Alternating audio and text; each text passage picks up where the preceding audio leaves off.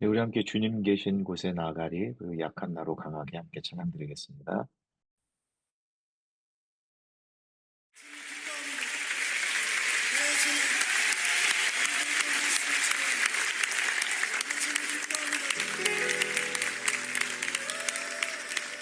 주님 계신 곳에 나가리 찬양 드리며 그 성소에 들어가 주의 얼굴 배우리. 그 얼굴을 배울 때 주님의 은혜 넘치네. 엎드려 고백하네.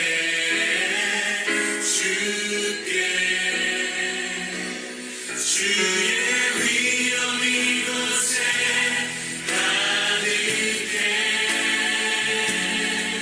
선능하신 하나님 아버지, 사랑받기 합당한 존귀하신 주님, 주의 위엄 이곳에 가득해. 주님 계신 곳에 나가리 찬양 드리며 그 성소에 들어가 주의 얼굴 배우리. 그 얼굴을 배울 때 주님의 은혜 넘치네. 엎드려 고백하네. 주께 주의 위엄 이곳에 가득해.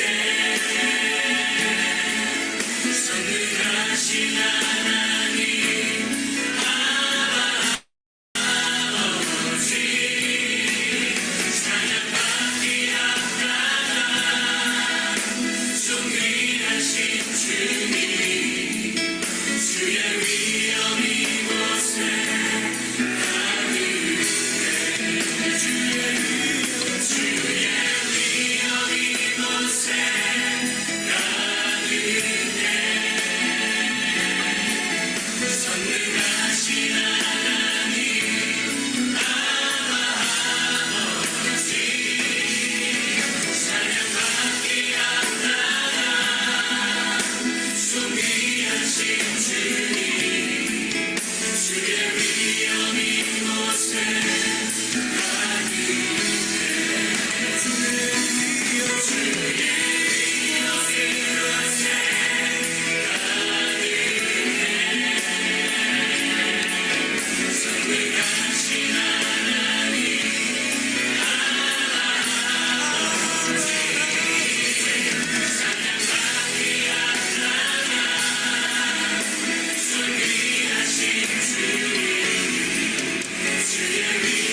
이곳에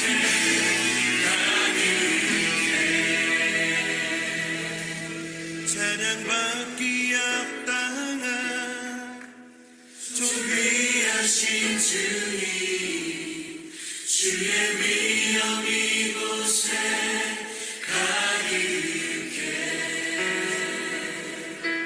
주의 위엄 이곳에 가득해.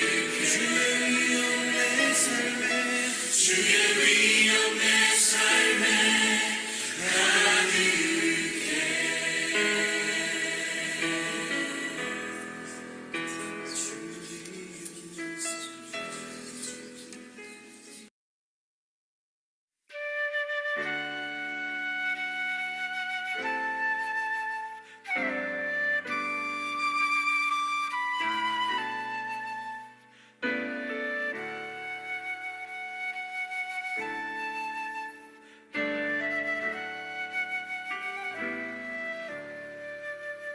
약한 나로 강하게, 가난한 날 부하게, 눈 먼 날 볼 수 있게 주 내게 행하셨네. 약한 나로 강하게,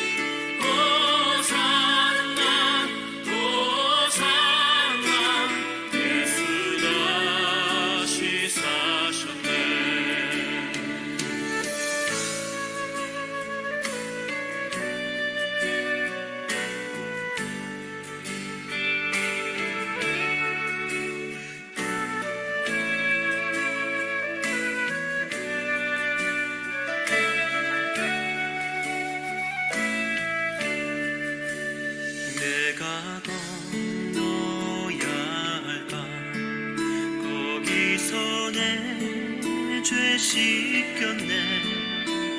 이제 주의 사랑이 나를 향해 흐르네. 깊은 강의 서주가 나를 일으키셨도다. 구원의 노래 부르리. 예수 자유 주셨네. 호산나 호산나 죽임 당한 어린 양.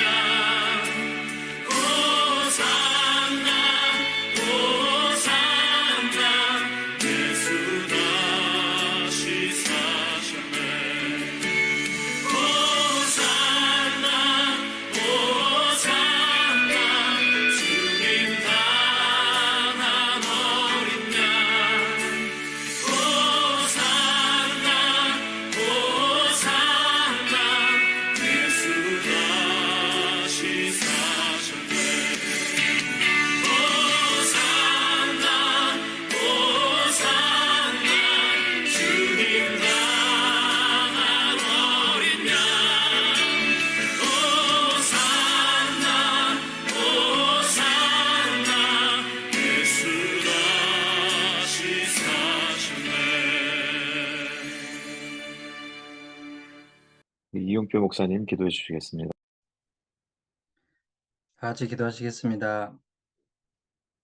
하나님 아버지, 오늘도 하나님께 예배를 드리게 하심에 감사를 드립니다.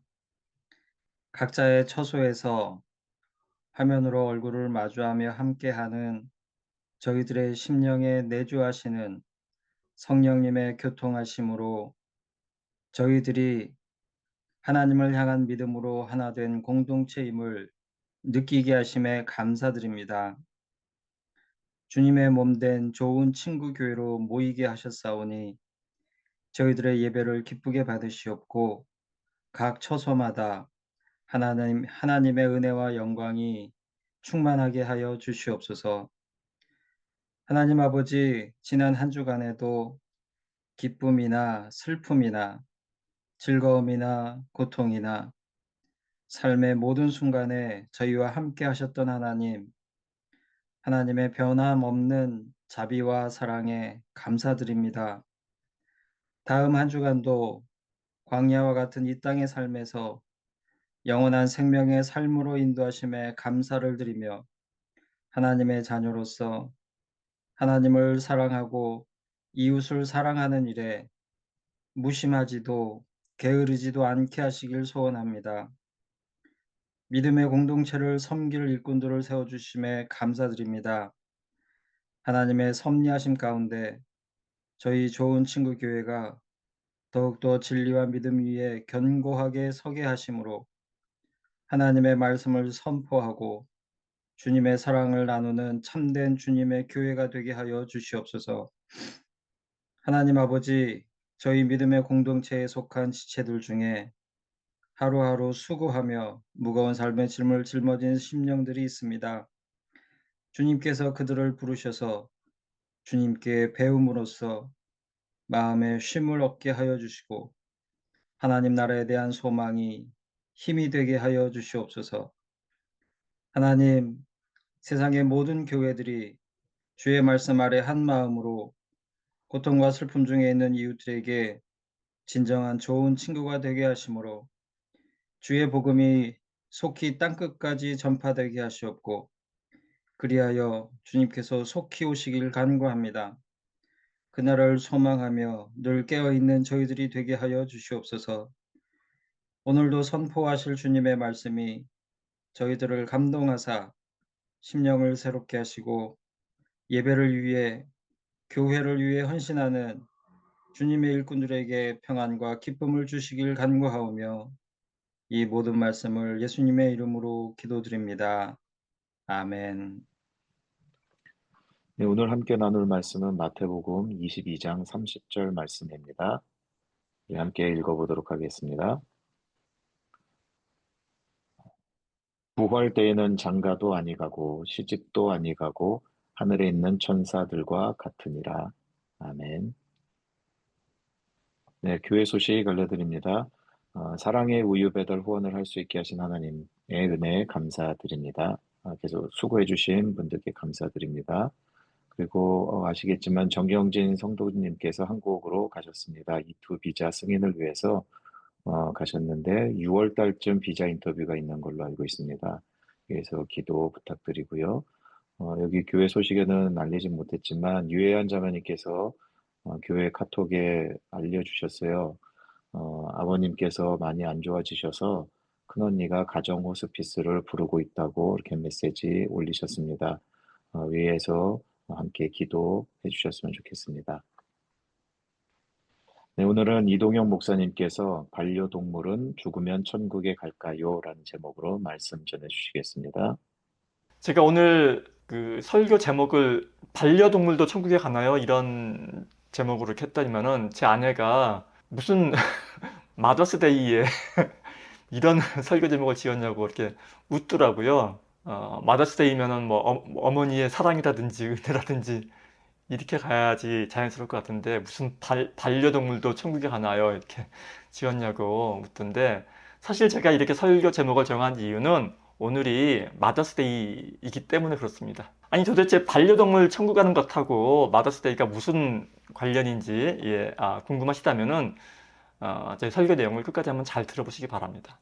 얼마 전에 제가 유튜브에서 어떤 의사 선생님이 하신 얘기를 제가 들은 적이 있는데 이제 그분은 우울증 같은 이런 정신과 상담을 하시는 정신과 의사 선생님이셨는데 이분에게 어느 날 남편과 사별하신 한 노부인이 찾아오셨다고 합니다. 그래서 이 사별에 관한 사별 아픔이라고 그러는 사별 트라우마, 이 사별 트라우마 때문에 찾아오셨겠거니 하고 생각을 했었는데 상담 중에 이야기를 들어보니까 이분이 남편 돌아가신 이후에 이제 함께 키우던 반려견이 있었는데 그 반려견이 얼마 전에 죽어서 갑자기 우울증이 찾아왔다고 그러더랍니다. 이게 남편과 사별했을 때는 그럭저럭 이 슬픔을 이겨냈었는데 이 반려견을 잃은 슬픔은 도저히 극복을 못하겠더라고 그렇게 이제 우울증에 관해서 상담을 찾아왔다고 그런 얘기를 하시면서 의사 선생님이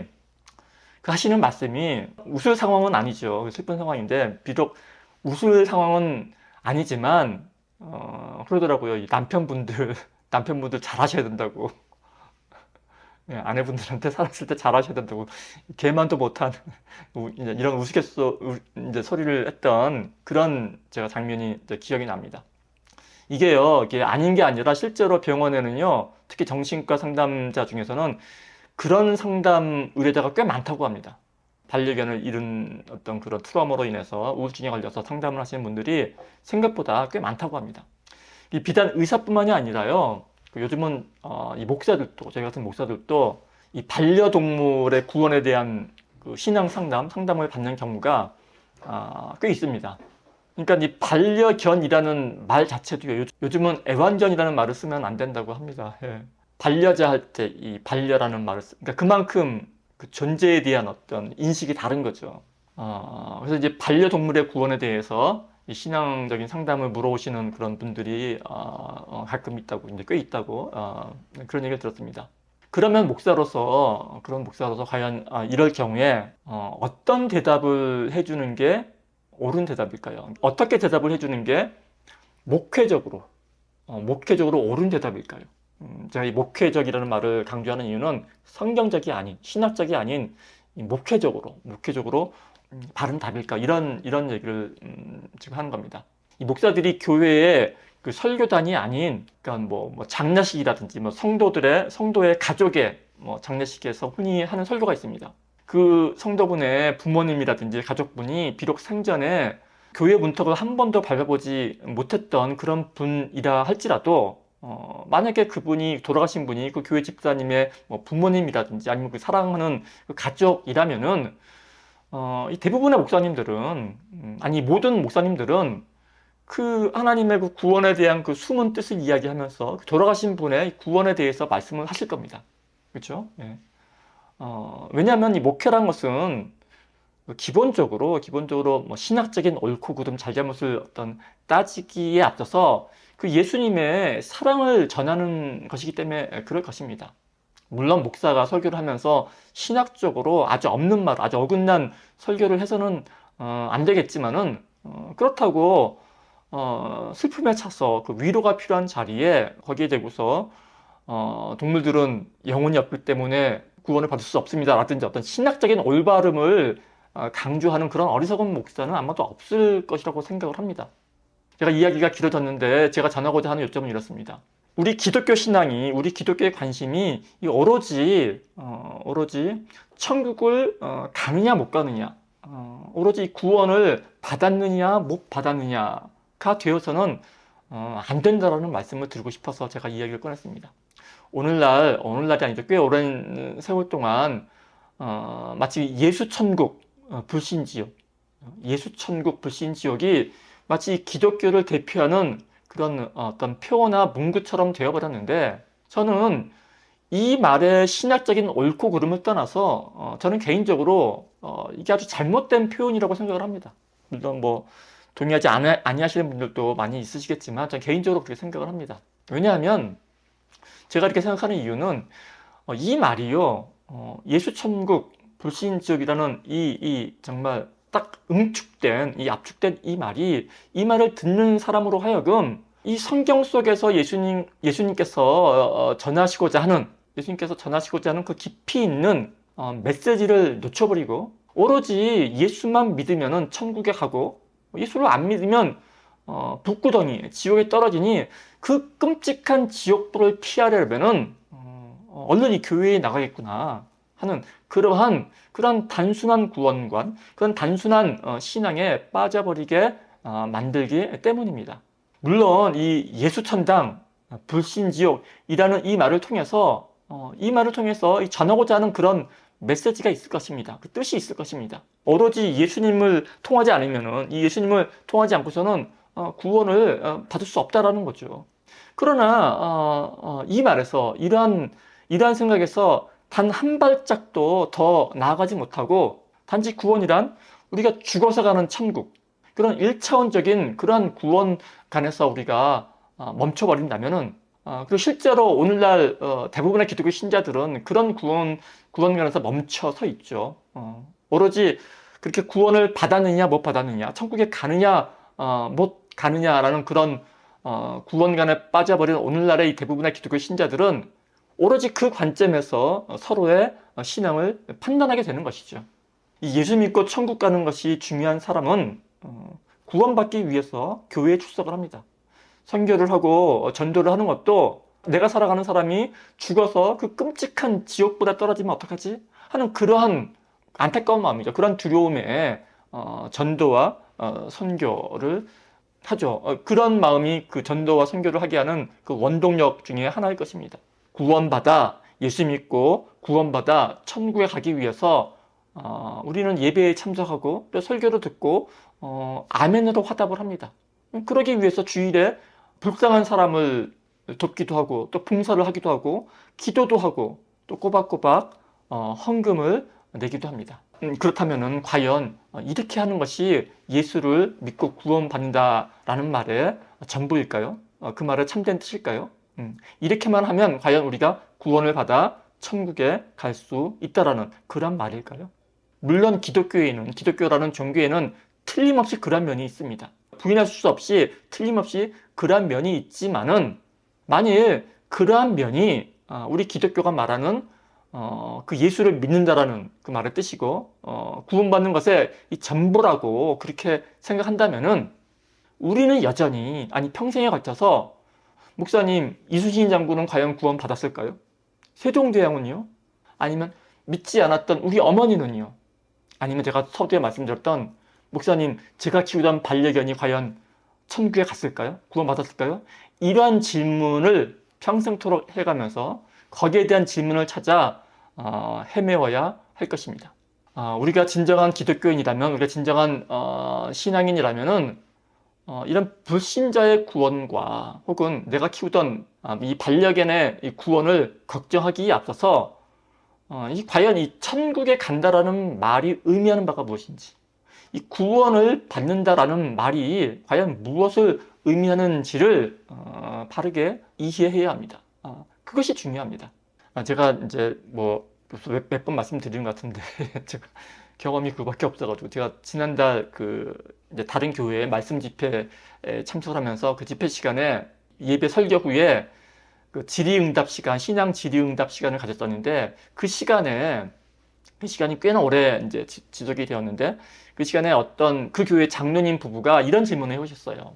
70대 그 장로님 내외분이셨는데, 장로님 권사님 내외분이셨는데, 이 동갑내기시고 같이 평생을 살아오신 분이시죠. 장로님이 굉장히 잘생기셨더라고요. 헌병을 쓰셨대요.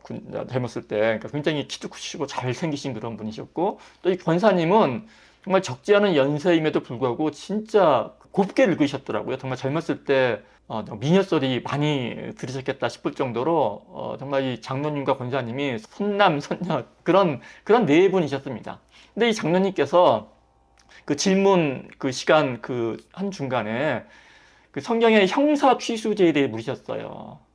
그 형사 취수제라는 것은 그 계대 결혼이라고 하는데, 그 유대 사회에서는요, 죽은 형을 대신해서 동생이 형수와 결혼하는 그런 법이 있죠. 그게 이제 형사 취수제 계대 결혼이라고 하는 법인데, 이게 우리 같은 현대인의 시각에서 보면은 정말 이상하게 보일지는 몰라도, 당시 유대 사회, 그러니까 고대 사회에서는 그 경제적으로 취약한 과부들, 남편을 잃은 과부는 제일 불쌍한 사람이거든요. 이 경제적으로 취약한 과부를 보호하기 위한 사실 일종의 사회보장 제도 같은 그러한 것이 형사 취수제 이 법이었습니다. 그러니까 성경에 나와 있는 이 법을 사두개인이 언급을 하죠. 그래서 이 성경에 이제 복음서에 보게 되면은 이 법을 언급하면서 예수님을 덧책받들이려고 했던 그런 이제 사두개인의 그런 질문이 나옵니다. 거기 보게 되면은 형제 7이 있었는데 어느 날 큰형이 죽어서 둘째가 형수와 결혼을 했고, 또 이 둘째가 또 죽었는데 이번에는 셋째가 그 형수와 결혼을 했고, 이렇게 해서 7형제 모두가 다 한 형수와 결혼을 하게 되었는데, 그러면 선생이시여, 이 부활의 날에는 부활을 한다고 하는데, 부활의 날에 이 형수는 과연 누구의 아내입니까? 이런 질문을 하는 거죠. 공경에 빠뜨리려고 하는 질문입니다. 이제 이 장로님께서 성경의 이 구절을 보시고서 이 구절에 대해서 이제 어떤 목사님한테 여쭤봤대요. 그래서 정말 이게 어떻게 되는 거냐고. 그랬더니 그 목사님께서는 그 성경 속에 그 답이 나와 있거든요.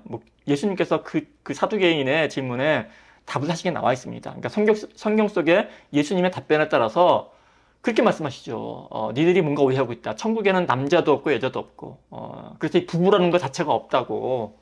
그런 말씀, 그 성경의 답을 따서, 장로님, 성경에는, 천국에는 남자도 없고 여자도 없습니다. 그래서 부부라는 게 존재하지 않아요. 그런 지극히 성경적인 답을 해주셔서, 당연하다라는 시 해주셔서, 이 장로님께서 더 이상 이제 물어보지 못했다고 하면서, 제가 이 시간에는 마음껏 막 물어보라고, 뭐든지 물어보라고 했거든요. 그러니까 이제 저한테 여쭙는 거예요. 목사님, 그러면은, 그렇게 남자도 없고 여자도 없고 부부가 그런 관계가 사라지는 가면은 지금까지 이 생에서 우리가 쌓아왔던 우리 부부의 그런 기억, 추억 이런 것도 다 사라지게 되는 거 아닙니까? 그런 것들도 다 사라지는 겁니까? 그러면 천국에서 우리는 더 이상 부부로 못 만나는 겁니까? 정말로 그런 겁니까? 그러니까 그런 질문을 저한테 해오셨어요. 그러니까 그 옆에 있던 그 성도들이 분위기 되게 좋았었는데 막 다 웃으면서 장로님 그러니까 장로님 돌아가셔서 또 권사님이랑 같이 살고 싶은 거구나 그러면서 막 그 웃음 바다가 된 이제 그런 적이 있었는데, 그렇게 웃는 가운데 제가 그 장로님의 질문에 이렇게 대답한 기억이 있습니다. 저의 대답은 이렇게 했습니다. 그러니까 물론 이제 저의 대답이 어떤 신학적인 정답이 아니고요, 신학적인 답이 아니고 오로지 저의 개인적인 묵상 끝에 제가 얻은 지극히 사적인 저만의 답임을 전제하고서 참고만 하시라고 저는 이렇게 생각합니다 라고 말씀을 드린 기억이 납니다. 그래서 어떻게 말씀드렸냐면은, 장로님, 저는 아직 안 죽어봐서, 저는 아직 천국에 안 가봐서 정확히는 모르겠지만요, 그러나 저는 제가 죽으면 하나님 품속에 안긴다고 저는 그렇게 믿습니다.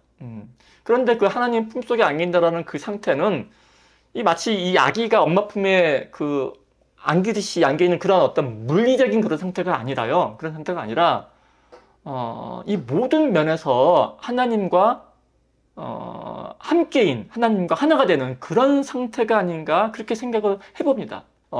내가 하고 싶은 나의 욕망이라는 게 있지 않습니까? 내가 하고 싶은 나의 욕망이 그 나와 하나가 된 하나님의 뜻과 단 1도 차이가 없어서, 내가 욕망대로, 욕망에 이끌려서 내가 하고 싶은 대로 모든 것을 다 해도, 그것이 곧 하나님의 뜻에 맞는, 이 하나님의 기쁨이 되는 그러한 상태가, 곧 천국이요, 구원받은 상태가 아닐까라고 저는 생각을 합니다.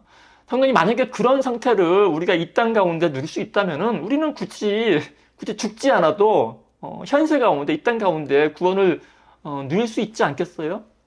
그런데 우리의 육체라는 것은 육체 자체가 욕망 덩어리이기 때문에 그건 우리가 육체를 안고 살아가는 한 도저히 불가능할 것이고, 그래서 모든 사람들이 이 원죄라는 것을 가지고 있는 게 아닌가 하고 저는 그렇게 생각을 합니다. 그러면서 제가 이런 말씀을 덧붙였습니다.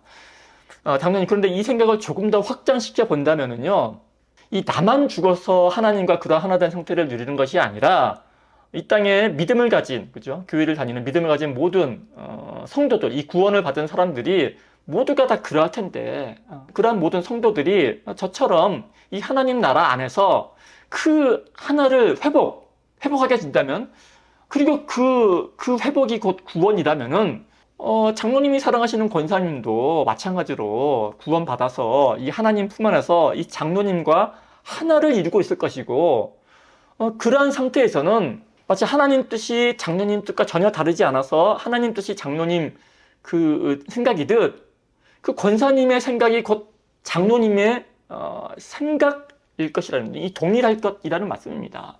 마치 한 몸처럼 말입니다. 우리가 팔에 바늘을 찔리면은 이 바늘을 찔리면 팔이 부고하지 않아도 즉각 알지 않습니까?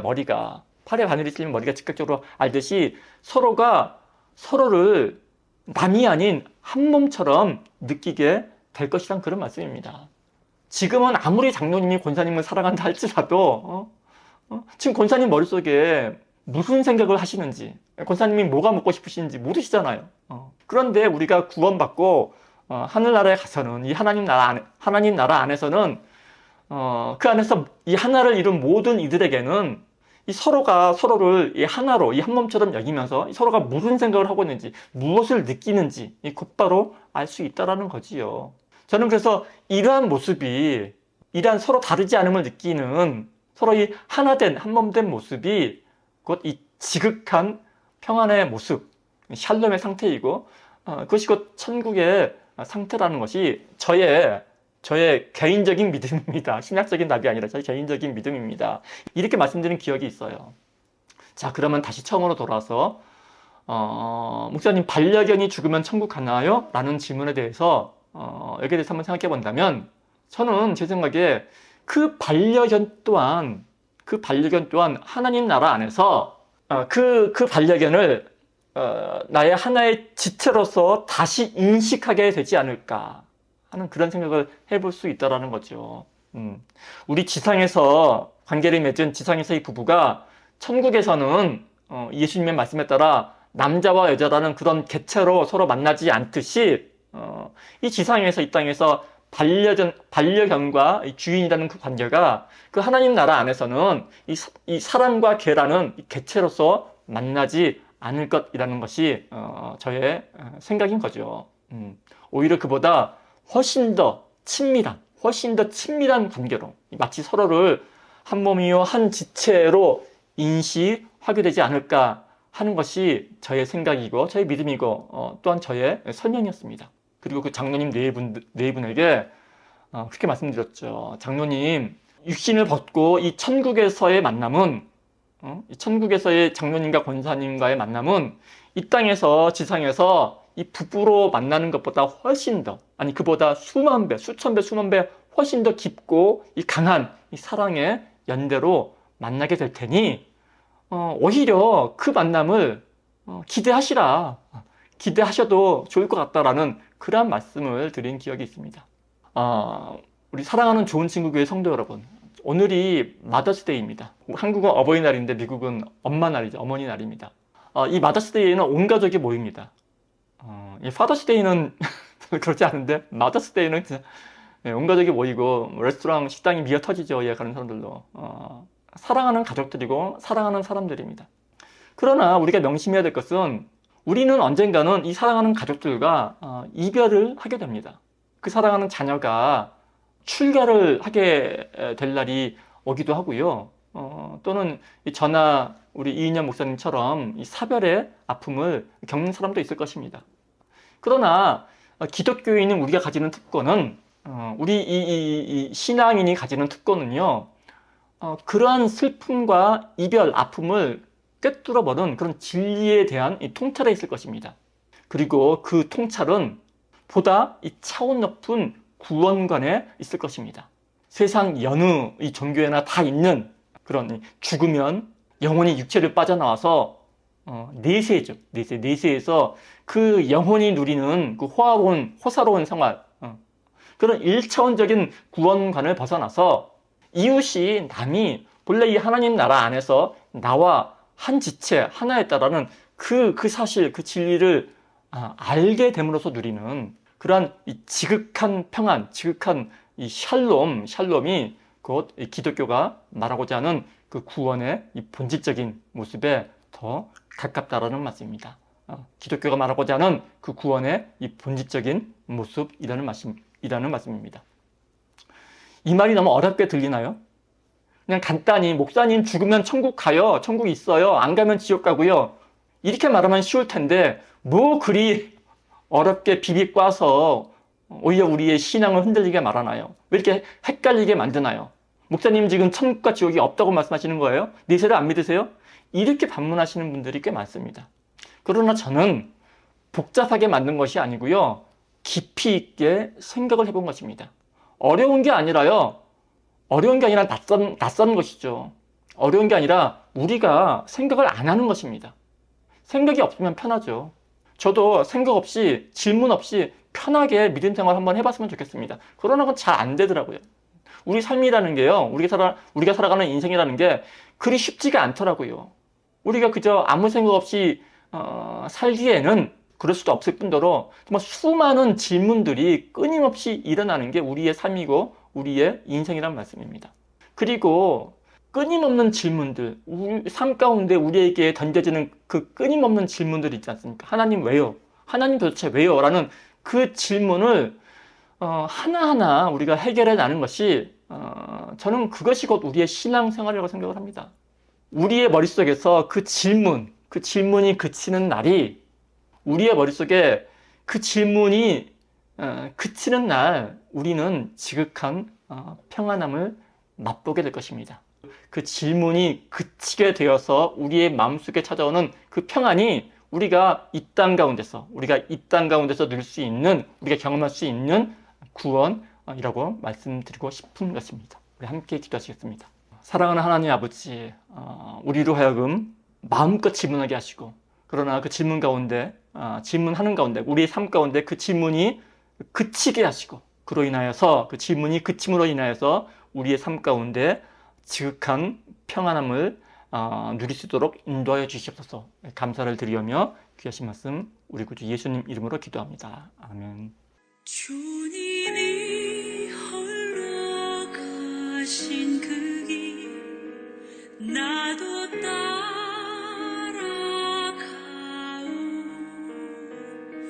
모든 물과 피를 흘리신 그 길을 나도 가오. 험한 산도 나는 괜찮소. 바다 끝이라도 나는 괜찮소.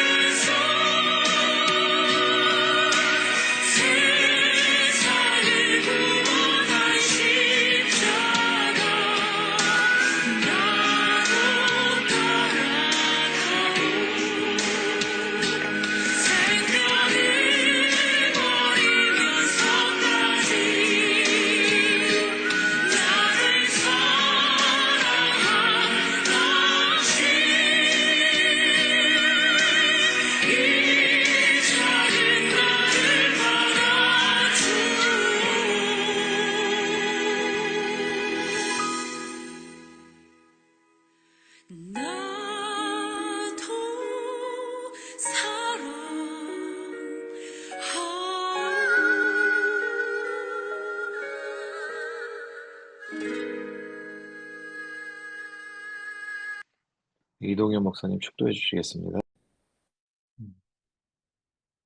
함께 축도하겠습니다. 지금은 우리 구주 예수 그리스도의 은혜와 하나님 아버지의 사랑하심과 성령 하나님의 교통교제케 하심이 이 시간 함께 모여 예배하는 우리 좋은 친구 교회 성도 여러분과 그 이웃과 가족과 사회 구성원들 머리 위에 이제로부터 영원토록 함께 있을지어다. 아멘.